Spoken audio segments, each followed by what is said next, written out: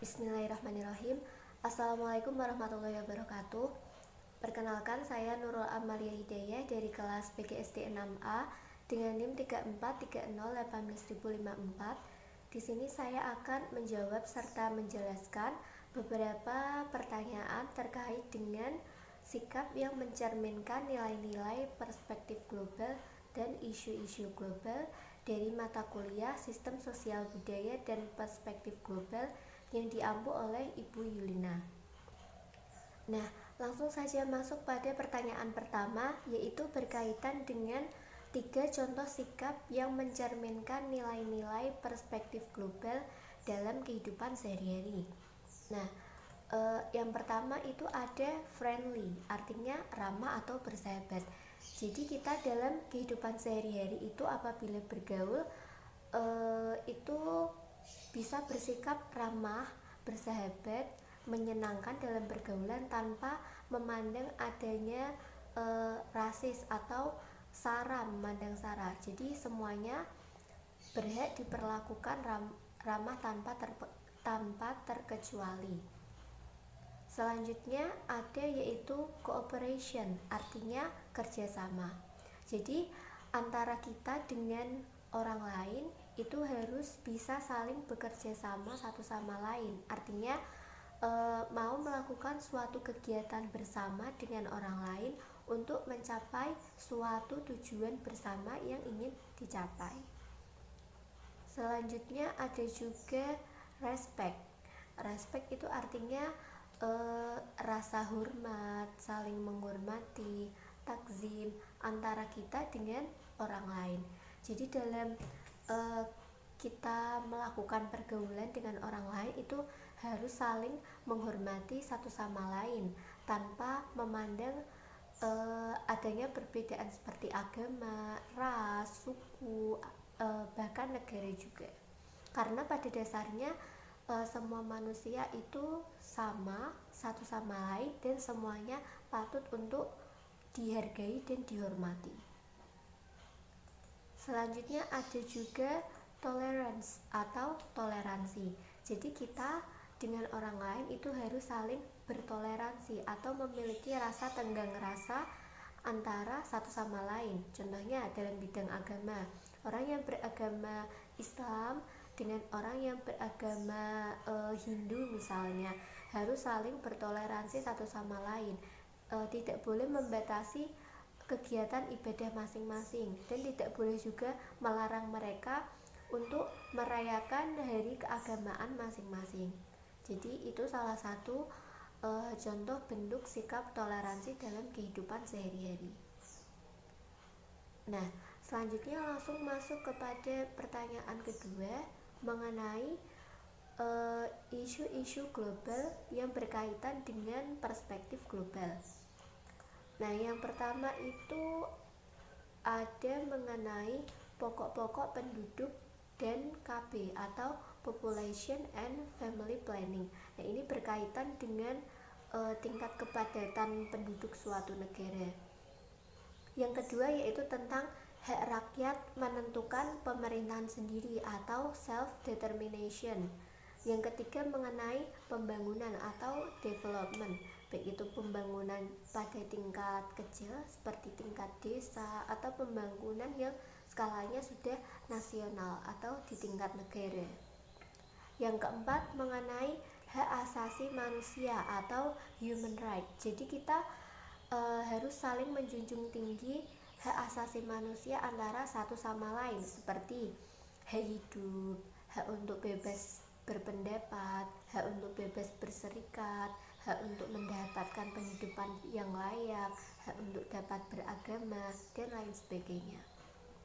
Kemudian yang kelima yaitu ada imigrasi, emigrasi, dan pengungsian atau immigration, emigration, and refugee. Yang pertama, kalau imigrasi itu seseorang yang berpindah dari negara lain ke negara tertentu. Contohnya, ada orang dari negara Australia mau pindah ke Indonesia, itu disebut dengan imigrasi. Sedangkan kalau emigrasi itu kebalikannya, orang pindah dari negara asal atau tanah airnya ke negara lain. Contohnya dari negara Indonesia itu mau pindah ke Mesir seperti itu. Nah, kalau pengungsian ini biasanya perpindahan penduduk suatu negara ke negara lain yang diakibatkan karena peperangan atau karena adanya konflik berkepanjangan, atau ada juga yang karena bencana alam. Nah, biasanya dilakukan suatu pengungsian. Yang keenam yaitu kepemilikan bersama secara global atau the global commons. Yang ketujuh, lingkungan hidup dan sumber daya alam atau environmental and natural research. Nah, yang di sini yang dimaksud lingkungan alam dan sumber daya alam itu harus kita gunakan, harus digunakan manusia dengan sebijak-bijaknya, dan jangan sampai merusak lingkungan hidup dan sumber daya alam yang ada. Jadi harus sebisa mungkin menggunakan dengan sebaik-baiknya dan meminimalisir dampak kerusakan yang terjadi. Yang kedelapan yaitu persebaran kemakmuran, teknologi, informasi, sumber daya alam, dan jalan masuk pasar atau distribution of wealth, technology, information, research, dan access to market. Yang pertama yang berkaitan dengan teknologi informasi. Nah, apalagi sekarang sudah masuk pada era globalisasi, di mana kemajuan ilmu pengetahuan dan teknologi sudah tidak bisa kita hindari lagi. Kita harus bisa mengikuti dan memilah mana yang baik dan mana yang tidak baik. Kemudian ada berkaitan dengan sumber daya. Nah, sumber daya sendiri tentunya ada sumber daya alam, ada juga berkaitan dengan sumber daya manusia. Kemudian ada jalan masuk pasar. Nah, jalan masuk pasar ini berkaitan dengan kegiatan perdagangan atau kegiatan ekonomi, baik itu skala kecil seperti tingkat desa atau tingkat kota, tingkat nasional dalam skala negara maupun tingkat internasional antar negara. Kemudian yang kesembilan ada kelaparan dan bahan pangan atau hunger and food. Nah, biasanya masalah kelaparan dan bahan pangan itu berkaitan kepada negara-negara yang sedang ada perang atau konflik, atau negara-negara yang terkena bencana alam. Nantinya di situ akan terjadi kekurangan bahan makanan dan tentunya kelaparan pada warga negara yang ada di dalamnya. Yang ke-10 yaitu perdamaian dan keamanan atau peace and security. Masih dengan berkaitan yang tadi, berkaitan dengan kedamaian dan keamanan itu sering terjadi kepada negara-negara yang sering konflik atau berperang. Contohnya negara yang ada masalah dengan negara lain terkait bom, terkait nuklir, atau juga dalam wilayah dalam negeri seperti adanya peperangan antar suku atau perebutan suatu wilayah dan lain sebagainya.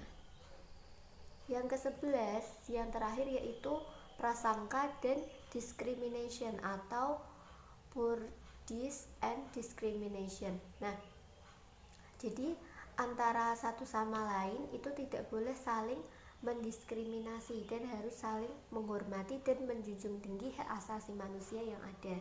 Nah, di sini biasanya diskriminasi itu terjadi pada kalangan minoritas yang berada di lingkungan mayoritas. Nah, di sini contoh-contoh diskriminasi yang diterima oleh kalangan minoritas itu, contohnya ada warga negara muslim yang tinggal di negeri lain. Nah, biasanya itu kekurangan tempat ibadah atau orang-orang ada yang berlaku seenaknya, mendapatkan diskriminasi. Ada juga yang di Amerika ras kulit hitam yang mendapat perlakuan tidak baik, kurang dihormati dan diskriminasi dari orang-orang ras kulit putih. Ada juga Asian hate, artinya orang-orang di luar Asia itu sering meremehkan dan tidak menghormati, tidak menjunjung tinggi hak asasi manusia dari orang-orang Asia. Sekian yang dapat saya sampaikan kali ini, kurang lebihnya mohon maaf. Wassalamualaikum warahmatullahi wabarakatuh.